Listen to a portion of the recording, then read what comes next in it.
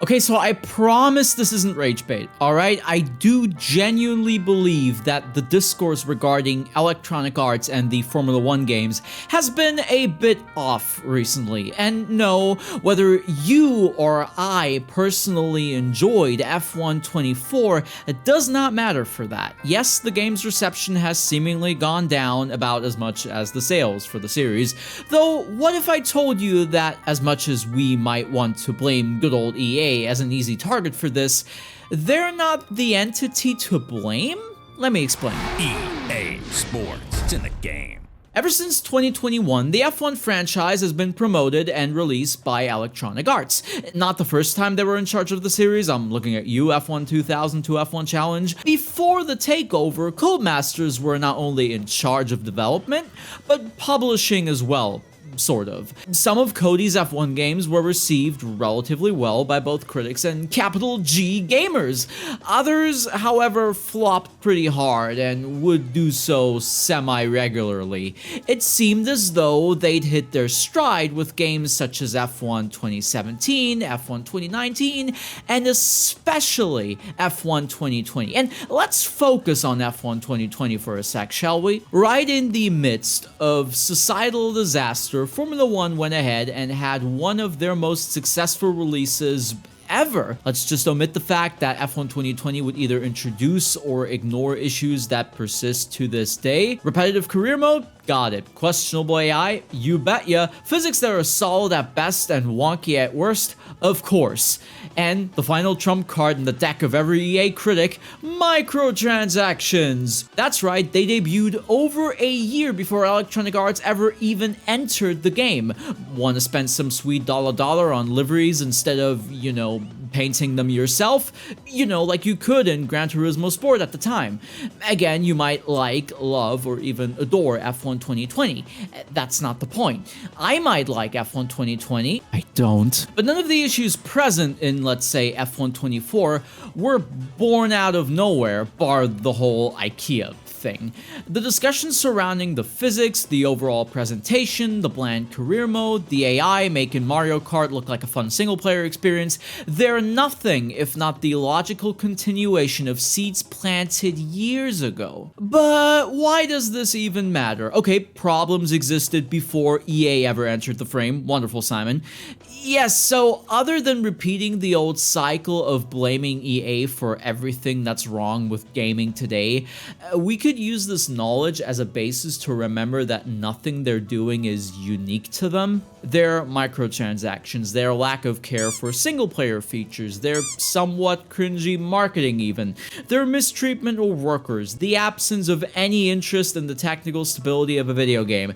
None of these attributes are unique to Electronic Arts. In fact, one might argue they're the disgusting bread and butter of the AAA gaming industry. Codemasters just so happens to be in the middle of this conundrum, sometimes themselves guilty of what I just outlined for you in the past. See, maybe, just maybe, Codemasters would be able to pull off a great F1 game without EA.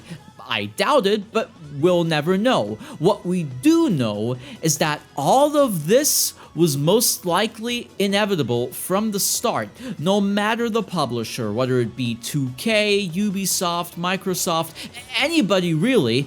This is not an EA problem, it's a widespread industry problem. Sports games especially have been suffering from this for years and years. EA and 2K just so happen to be the two prevalent dominant examples. So if these are issues that were both pre-existent to an extent and the standard of modern AAA titles, can we really single out EA and say they're the ones to blame?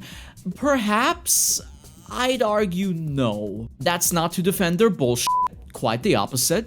What's the point then? Okay, EA might not be an evil overlord in a sea of rainbows and flowers. Now what? Well, with acknowledging that they're not a unique entity in regard to their treatment of the F1 games, we can take the first step to actually doing something about that, you know? Other than making mediocre memes that should have died about a decade ago, drowning in heaps of cynicism, listening to incels on Twitter. Let's say you bought F124. You sit in an overpriced rig, you're disappointed, and all you want to do is drive the fastest cars on Earth around famous venues such as Suzuka. Well, we got you covered. Mr. Broadbent Person recently promoted a modern Formula 1 car for Assetto Corsa, Kuno's beloved sim racing sandbox. If a great handling model is what you're after, knock yourself out, though some might not find the AI or damage model to be serviceable, lest we forget the copious amounts of mods necessary to get everything up and running. If you're into polished-ish racing games with better physics, what about taking a look at the old F1 games? F1 2020 now has F1 seasons from the late 90s and early 2000s thanks to a couple of mod projects, something unthinkable only a few years ago. F1 2013 is considered the peak of the first generation of Codemasters games, encapsulating the last breath of the V8 generation. F1 2010 and 2012 are fun arcade games in their own right, oozing with a distinguishable vibe not found in many titles today. Okay, you're not into Cody's games either. Got ya, what about R-Factor 2? Old F1 cars, modern Grand Prix machinery, any track imaginable, impeccable force feedback, and tire physics. If you're willing to invest a few hours into dealing with RF2's problems, and there are plenty, you might find yourself with a fantastic experience at the end of it all. Grand Prix racing adventures worth your while don't even have to happen in the realm of modern titles. A look back into the past can be quite fulfilling depending on your tastes and willingness to accept older visuals. Grand Prix Legends laid the groundwork for future success stories such as iRacing. F1 Challenge 99U02 is arguably the greatest Formula 1 sandbox of all time. The physics are solid-ish. Every season is available for download. Yes, every single Formula 1 season in history is available for download right now. There are countless cars never even raced in F1. There's an active online community for the game right now. And that's just some of the F1 stuff. I didn't even talk about endurance racing, touring cars, GT competitions, rallying. Oh my god, Richard Burns Rally is so good, it should be illegal. There is loads of fun to be had in racing games, even with the cataclysm of shit within the gaming industry.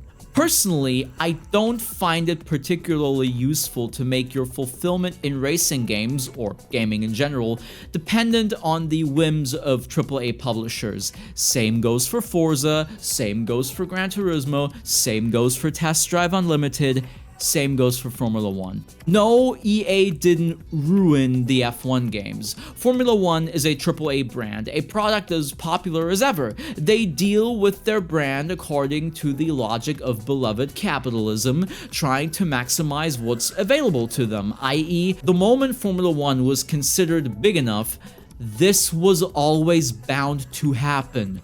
No matter the publisher. Solely blaming Electronic Arts for this is only going to keep us in a cynical cycle, not leading anywhere, both for the industry as well as us as consumers. One more thing. Of course, I could sit here and tell you to boycott F125. I wouldn't have an issue with that. Speaking with your wallet definitely seems like a more logical step than to just go on Twitter and do all the Twitter things. It's just, I wish people wouldn't make their happiness within a hobby dependent on whatever some suits somewhere decide to do with a beloved franchise. You know? Does that make sense? I hope so. I don't know. Love each other and enjoy racing games. Bye.